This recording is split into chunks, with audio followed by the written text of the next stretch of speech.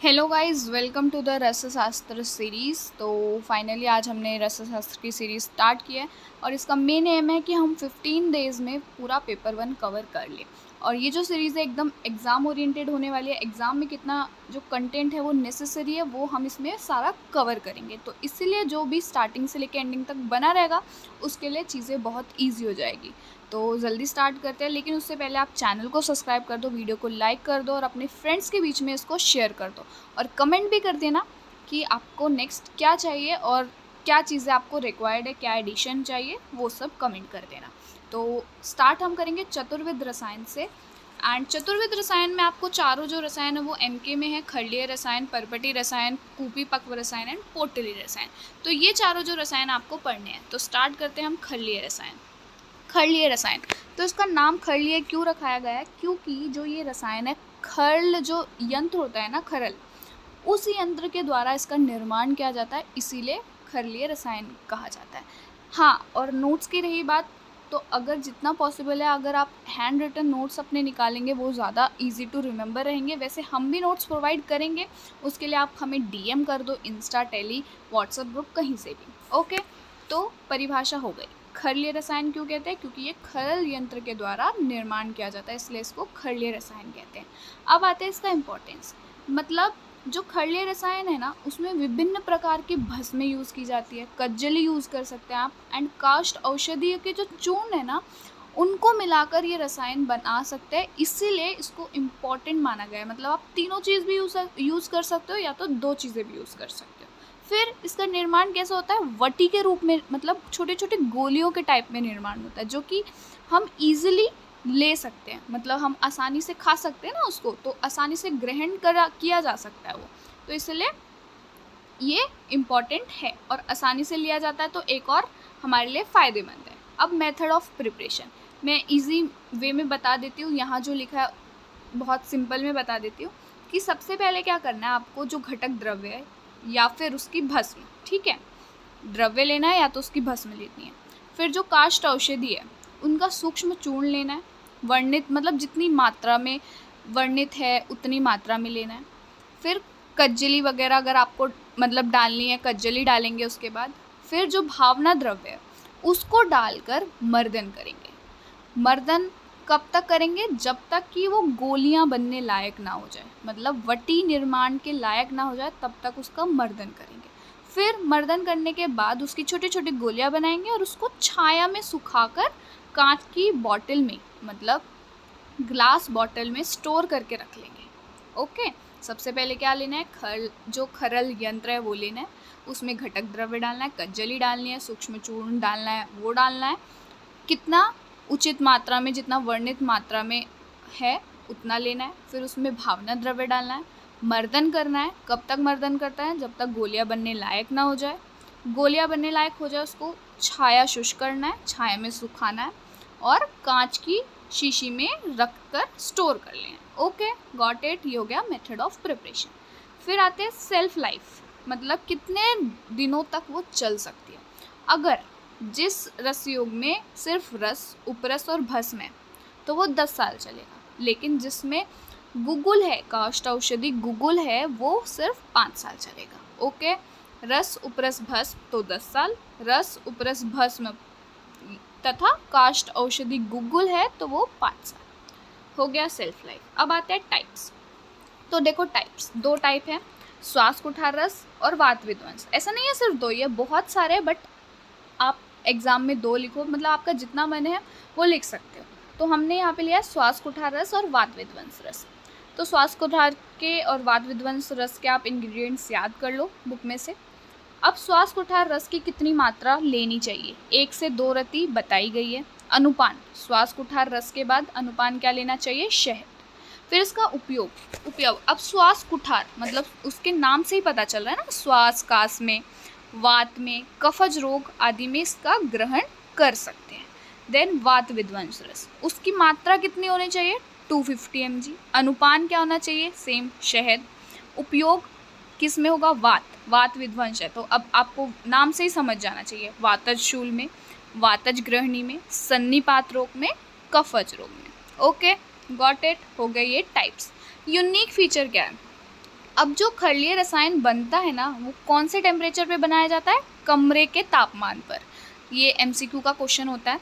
तो निर्माण किस पे होता है? कमरे के तापमान पे। अब खरलीय जो रसायन है उसमें पारद गंधक के साथ साथ आप भस्म भी यूज़ करते हैं, अनकाश औषधि भी यूज़ करते हैं। ओके, अब ये जो 4 रसायन हमने डिस्कस करने वाले हैं आगे, चतुर्विध रसायन, इसमें मेनली कौन सी प्रक्रिया बोली गई है? जारणा एंड मूर्छना। ओके, कौन सी? जारणा एंड मूर्छना की जो प्रक्रिया है वो विशेष भूमिका है उनकी। तो ऐसे हमने जो खरलीय रसायन है वो अपना कंप्लीट कर लिया। विद इन 5 मिनट्स में हमने खरलीय रसायन अपना कंप्लीट कर लिया। अब आते हैं परपटी रसायन पे। तो जो परपटी शब्द है वो परपट से बना है। अब परपट का अर्थ क्या होता है? पापड़। ओके, पापड़। नीचे तो ये हो गया उसका इंट्रो। अब नीचे परिभाषा दी है, श्लोक दिया है। याद होता है तो वेल एंड गुड, नहीं होता तो कोई बात नहीं, थ्योरी पे आ जाओ। फिर अब क्या करना है? सबसे पहले कज्जली लेनी है। कज्जली किससे बनती है? पारद और गंधक से। उसको अग्नि की वजह से द्रवित कर लेना है। द्रवित करके क्या मतलब? लिक्विफाई कर लेना है। लिक्विफाई करने के बाद केले के पत्र या फिर पलाश के पत्र पर फैलाकर उसे चपटा कर पापड़ के सदृश बना लेना है। अब आप लोग पापड़ तो खाते हैं ना, तो उसके सदृश जब वो बन जाता है तो उसे ही परपटी या फिर परपटिका कहा जाता है। ठीक है, ये पारद का पोटबंद है और ये बच्चों के साथ साथ समस्त रोगों को नष्ट करती है। ठीक है, बच्चों के साथ साथ समस्त रोगों को नष्ट करती है। फिर इम्पोर्टेंस क्या है?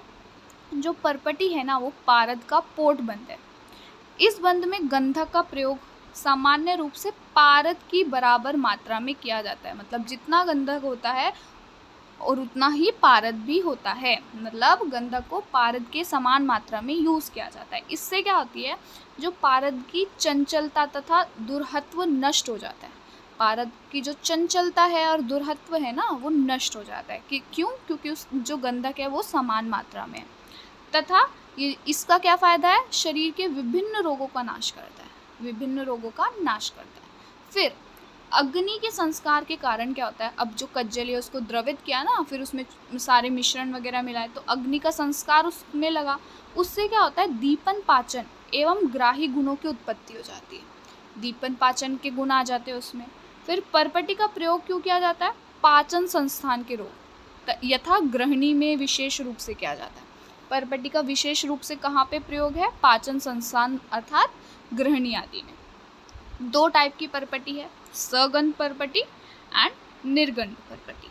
सगंध परपटी मतलब जिसमें पारद और गंधक होते हैं। सगंध, पारद और गंधक होते हैं।